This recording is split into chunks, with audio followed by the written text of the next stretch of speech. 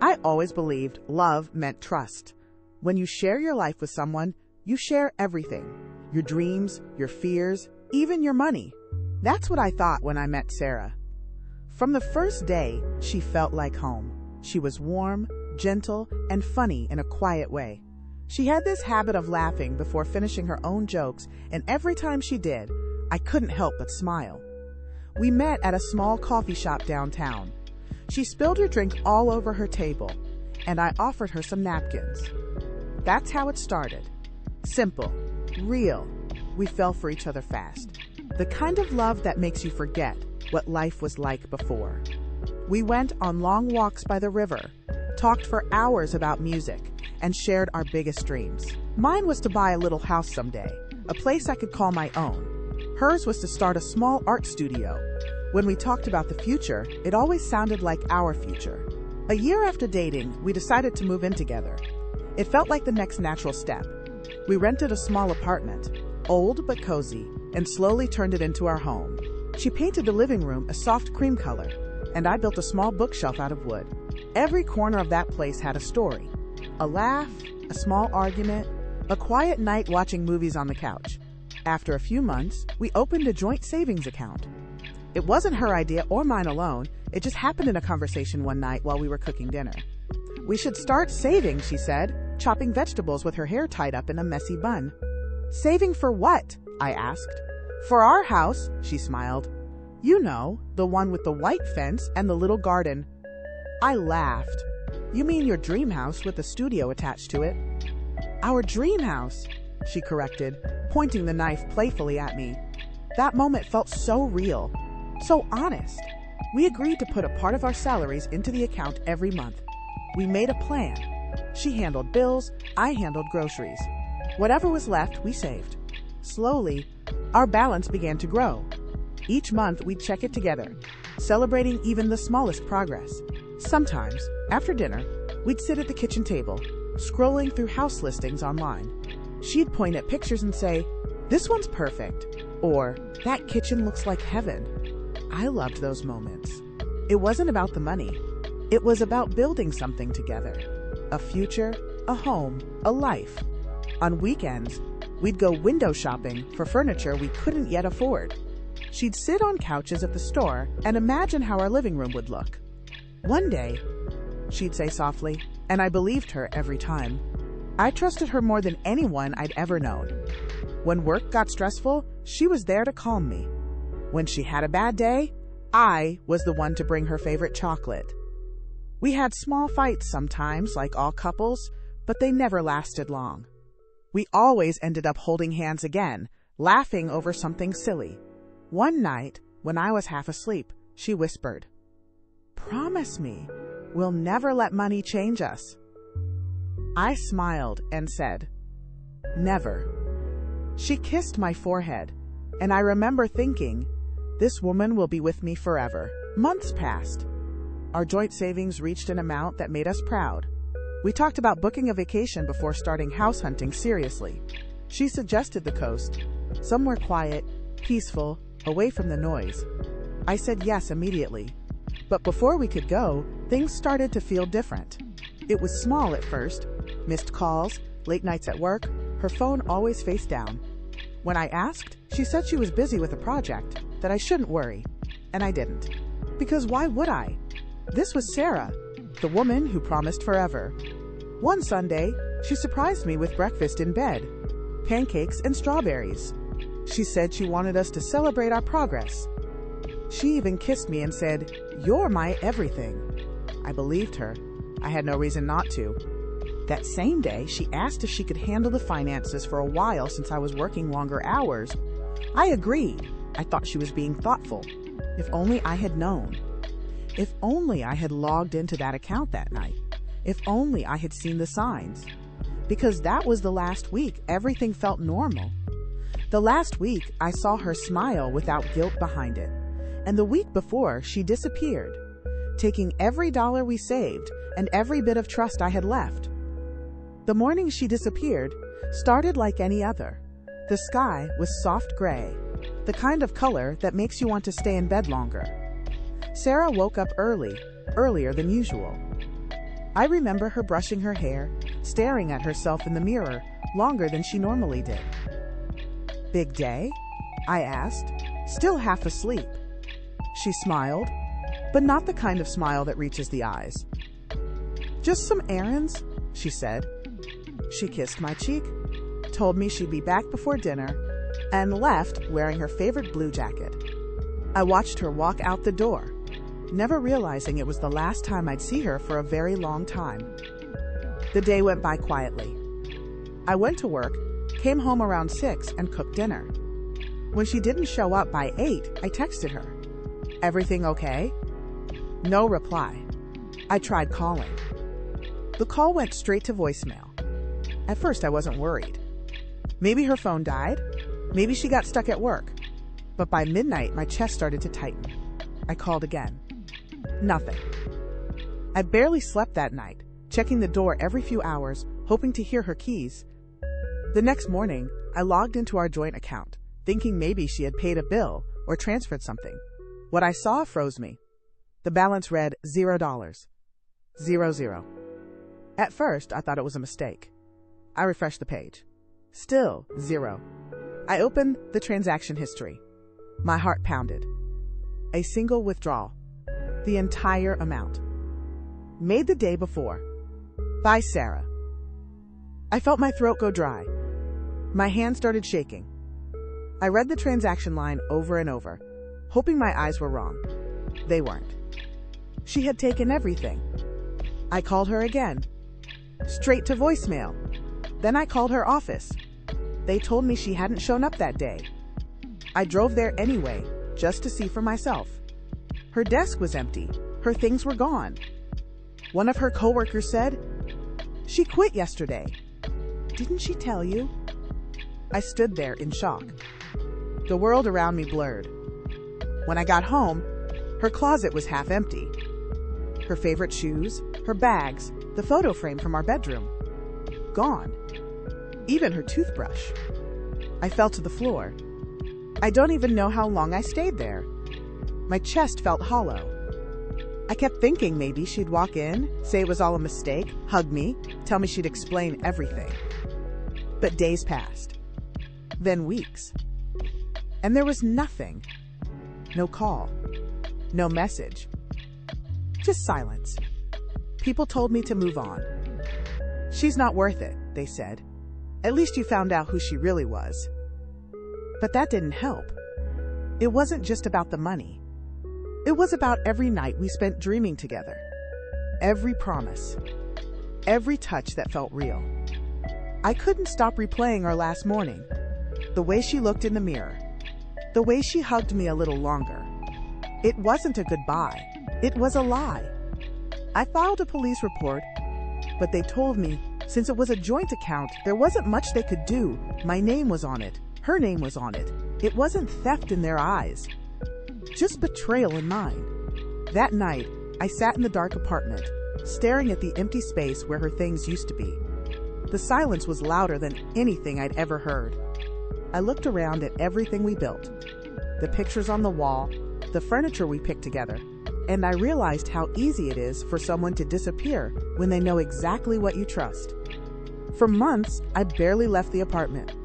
My job performance dropped. My friends stopped checking in. Everyone moved on, except me. Then, one evening, as I sat scrolling through old photos, I noticed something strange. In one picture, from just a month before she left, there was a reflection in the window, a man's silhouette, someone I didn't recognize. At first, I thought it was nothing. But when I looked at more photos, the same man appeared in another reflection. Once at a restaurant, once near the art supply store she loved. My stomach twisted. Who was he? I started to dig. I checked her old messages, emails, and call logs. Most were gone. Deleted. But one email caught my eye.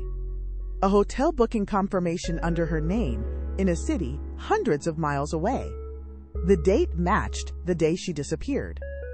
My hands clenched. She hadn't just run away, she'd planned everything. That night, something inside me shifted. The sadness that had weighed on me for months began to burn into anger. Quiet, focused anger. She thought she could vanish and live her new life while I sat here broken and broke. She thought I'd never find her, but she underestimated one thing. I knew her better than anyone. Her habits, her fears, her favorite places, her patterns. And I was going to find her. Not because I wanted the money back. Because I needed the truth. I needed to know why. I didn't sleep that night. I just sat there, staring at my laptop. The hotel confirmation opened on the screen. The city name glared at me like a challenge. Chicago, hundreds of miles away. My heart raced as I searched the hotel online. I called them the next morning, pretending to be her husband. "Hi, my wife stayed there last month and left something important behind," I said, my voice shaking. The woman on the phone checked. "Yes, Sarah White checked in for 3 nights," she said casually. "She checked out a week early." "A week early?" I repeated, my stomach tightening. "Yes," the woman said. She left with another guest. I think his name was Jason Miller. The moment she said that name, something inside me snapped. Jason Miller. I didn't know him, but I hated him instantly. That was it. The proof I needed. She hadn't been kidnapped or hurt. She'd left me for someone else, taking everything we built together. I felt sick, but under that sickness was something stronger. Purpose. I packed a small bag, grabbed the last few $100s I had left, and got on a bus that same night. As the city lights faded behind me, I kept thinking about her smile, her lies, her soft voice saying, "I love you," while planning her escape. I arrived in Chicago the next morning. I didn't have a plan, just the hotel name and a fire burning in my chest. The hotel lobby was big and bright, but I barely noticed. I walked to the front desk and said, "I'm looking for someone who used to stay here. Sarah White." The clerk frowned. "Sorry, we can't give out guest information." I pulled out my phone, showing the booking email. "I'm her husband. She disappeared. Please, I just need to know where she went." The clerk looked uneasy, but finally leaned closer. "I shouldn't tell you this," he whispered. "But she left with that guy, Jason. They had a lot of luggage. They mentioned something about going to St. Louis." "St. Louis," I repeated, my voice barely a whisper. I thanked him and stepped outside, the cold air hitting my face. My heart was pounding so hard I could hear it. She was still moving, still running. But I was getting closer. Over the next few days, I searched everywhere I could. Online records, social media, even hotel listings. I didn't find her name, but then something caught my eye. A new Instagram account. The profile picture was a painting, the kind of painting only Sarah could make. It wasn't under her real name, but I recognized her art style instantly. My hand shook as I clicked it. The posts were recent. Her new life. A new city. A new man. Photos of beaches, brunches, smiling faces. All with him, Jason. I stared at those pictures for hours. Every image felt like a knife.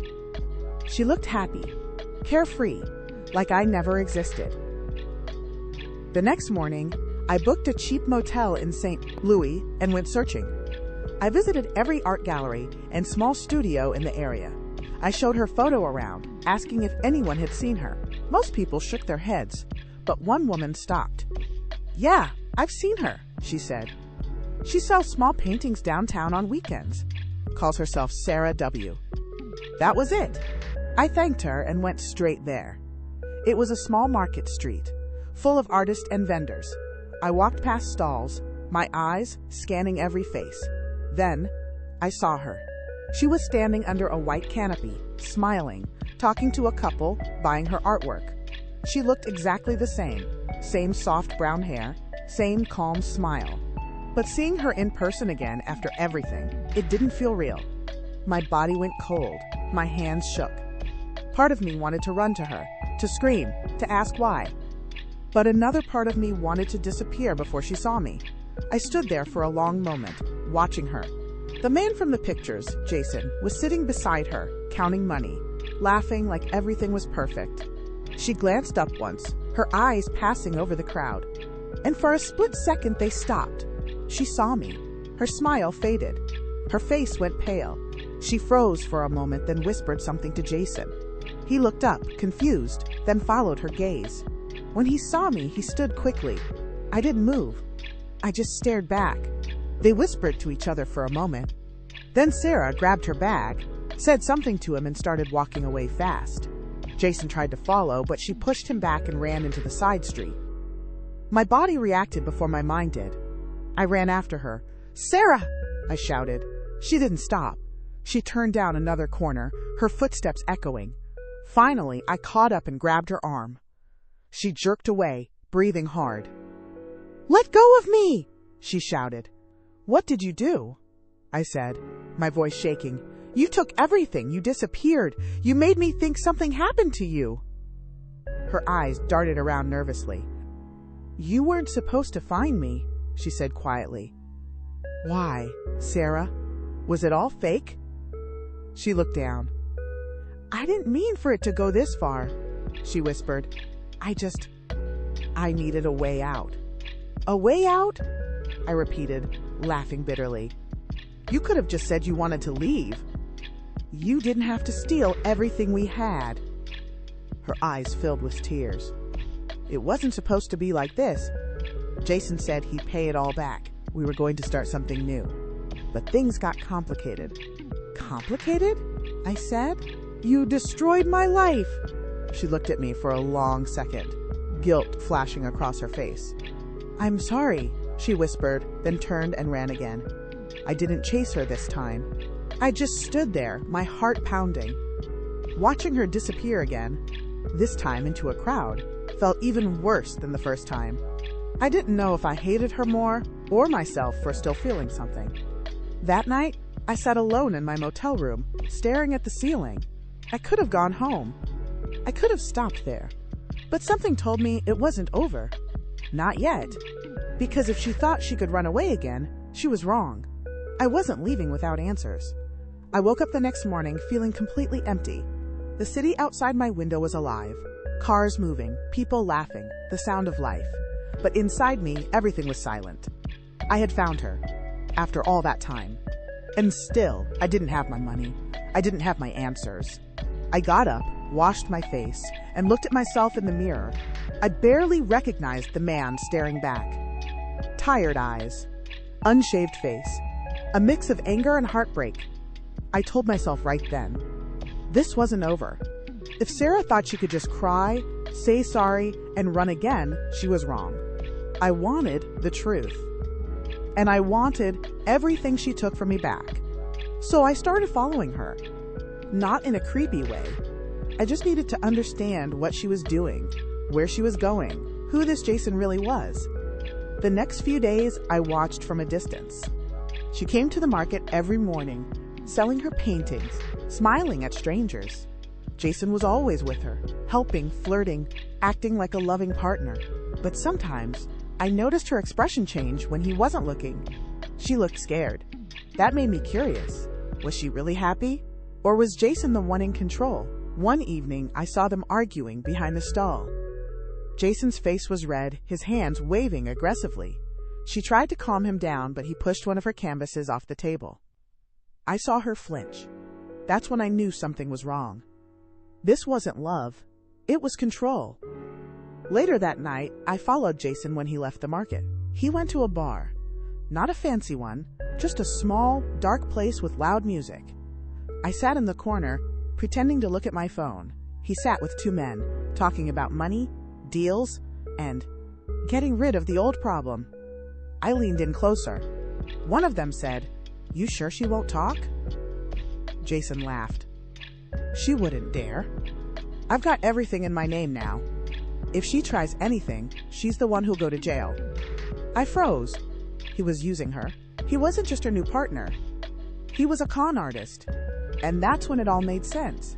Sarah didn't just run away from me. Jason had convinced her. Maybe even threatened her.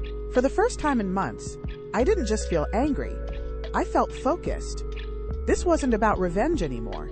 It was about justice. The next morning, I went back to the market, pretending to be a customer. She looked up and froze when she saw me again. "Please," she whispered. Don't make a scene." "I heard him last night," I said quietly. "He's using you, Sarah. Everything's in his name. You'll lose it all." Tears filled her eyes instantly. "You don't understand," she said softly. "He said if I didn't help him take the money from our account, he'd tell the police that I planned it. He has fake papers, fake messages, everything." "Then why are you still with him?" I asked, my voice cracking. "Because I don't know how to get away," she whispered. "He watches everything I do." I looked around. Jason wasn't there yet. I leaned closer. "Then let me help you." She shook her head. "You shouldn't be here. He'll see you. Please, just go." But I didn't go. Instead, I waited across the street that whole day, watching them. I needed proof. Something real. Something I could use. That night, I saw him take a call outside their small apartment. He was talking loudly, bragging about moving the money soon, about buying fake IDs and leaving the state. I recorded the whole thing on my phone. That was my moment. I finally had something to fight back with. The next morning, I went to Sarah again. "I have everything," I said quietly. "His phone call, his fake name, everything. But I need you to trust me." She hesitated. Her hands were shaking. Then she nodded. "Okay," she whispered. "What do we do?" We made a plan. That weekend, she would pretend to go along with his plan to move their money to a new account. I would follow them, record everything, and then call the police at the right moment. It felt risky, dangerous even, but it was the only way. We couldn't just walk away. The day finally came. They got into a car early in the morning and drove to a small office building. I followed them, keeping my distance. My heart was pounding so hard it hurt. Through the glass window, I saw Jason handing over a thick envelope to a man in a suit. Sarah looked pale, scared. I could tell she was forcing herself to stay calm. I pulled out my phone and started recording again. Jason was talking loudly about cleaning out one last account before disappearing. That was it, the proof. I called the police. It felt like my hands were shaking so much I could barely hold the phone. Minutes later, sirens filled the air. Police cars surrounded the building. Jason tried to run, but they caught him. The man in the suit was arrested too. Apparently part of the same scam. Sarah walked out, her face pale but free for the first time. She looked at me, tears running down her cheeks. "I didn't think you'd come for me," she whispered. "I didn't come for you," I said quietly. "I came for the truth."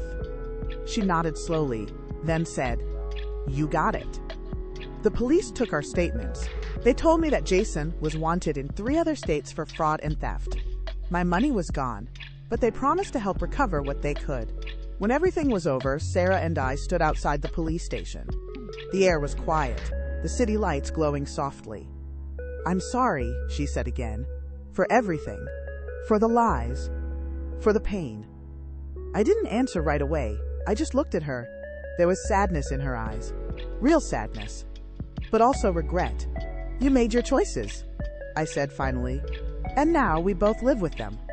She nodded. "I know." Then she turned and walked away. For a long moment, I just stood there watching her disappear into the night. This time, for good.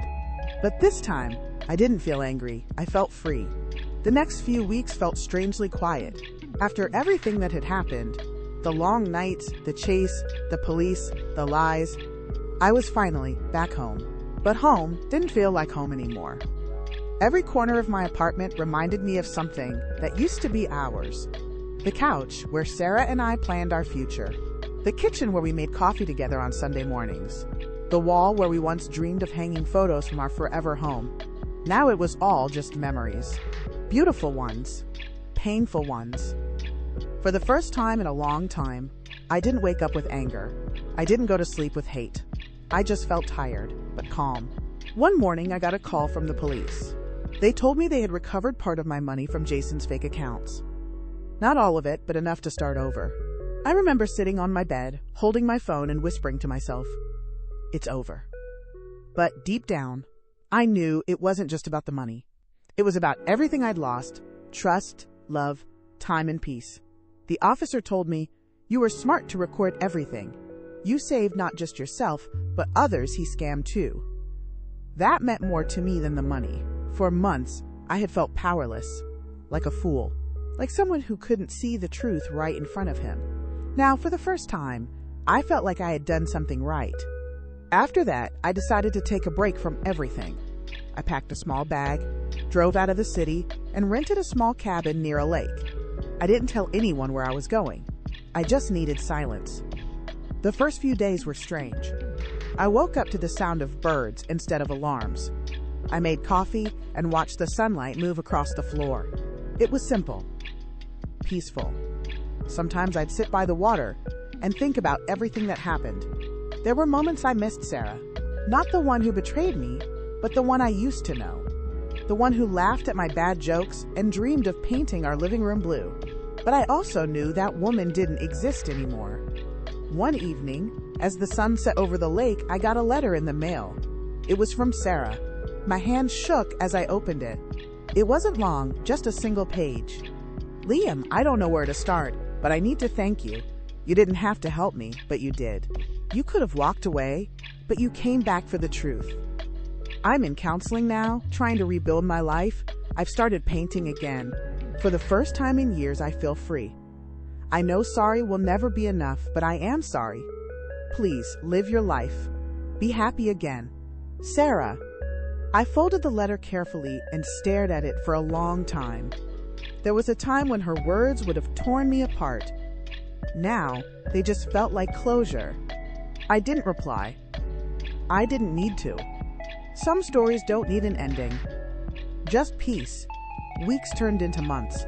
I stayed by the lake longer than I planned. I found a small job, helping at a local repair shop. Fixing things, keeping busy. I even made a few friends. Simple, kind people who didn't ask too many questions. Life became calm again. Not perfect, but peaceful. One day, while sitting by the water, I took out my phone and opened my old bank app. For the first time in a long time, the numbers didn't scare me. They weren't big, but they were mine. Every penny, every dollar. Hard-earned, clean. I smiled to myself. It wasn't about what I lost anymore. It was about what I found again. Strength, patience, and myself. That night, I walked outside and looked up at the stars. The air was cold, but it felt good. For so long, I had been chasing after what was gone. Now I was finally learning to let go. I whispered to the sky, "Thank you for the lesson." And for the first time since Sarah left, I felt free. Completely, deeply, quietly free.